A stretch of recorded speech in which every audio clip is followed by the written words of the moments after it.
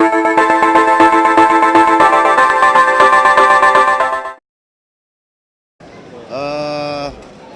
hari ini kita menyaksikan penyampaian sebagaimana biasa bantuan kepada masjid-masjid dan juga termasuk surau-surau yang ada di kawasan di negeri Pulau Pinang, dan lebih-lebih lagi dalam konteks kawasan bagi pematang pauh.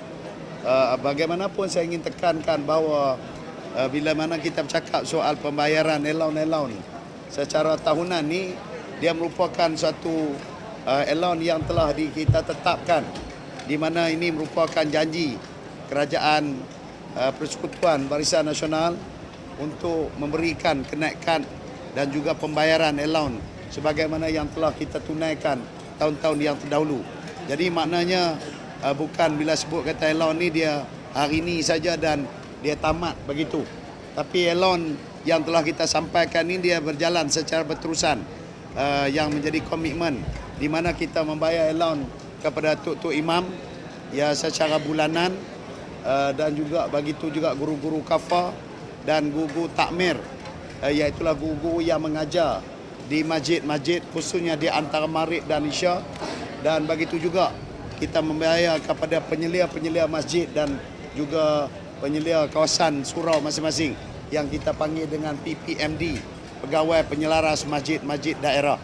Jadi semua sekali jumlah komitmen kerajaan persekutuan ni sebanyak 22 juta pada setiap saban tahun yang kita bayar melalui peruntukan persekutuan melalui JAKIM yang kita salurkan kepada negeri, dan bukan takat di Pulau Pinang, seluruh Malaysia.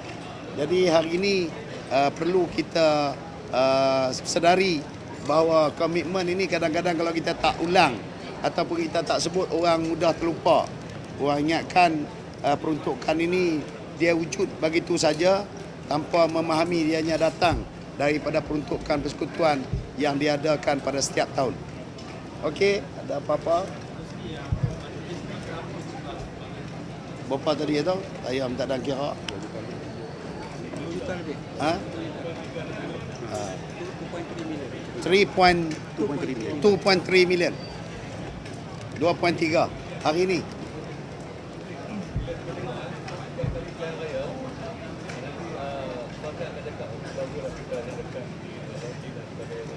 Dia sebenarnya, saya suka nak memaklumkan, di seluruh Malaysia kita ada 22,000 buah surau dan juga masjid, dan sebenarnya kita dekati selalu.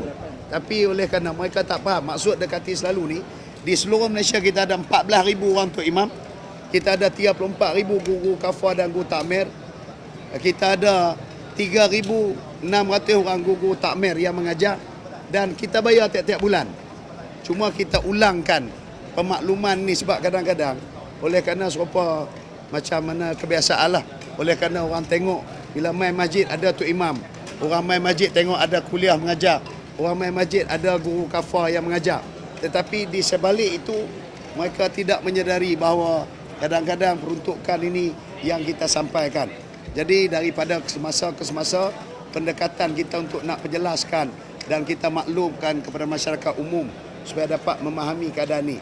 Jadi maknanya tak timbul soal waktu pilihan raya barulah pembayaran itu dibuat. Dia berterusan dan dianya disampaikan melalui bajet tahunan dalam pengumuman bajet yang dibuat oleh Yang Amat Berhormat Perdana Menteri tiap-tiap tahun.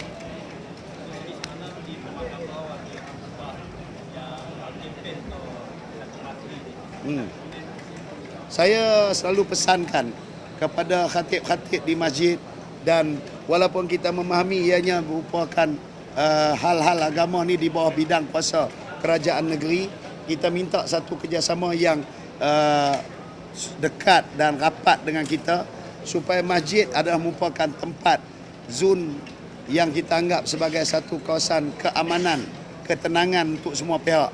Tapi kalau member masjid sudah digunakan untuk tujuan dan juga untuk matlamat kepentingan satu-satu parti politik yang didokong khususnya oleh khatib tersebut, maka bagaimana pula perasaan dan juga anak makmum yang di bawah.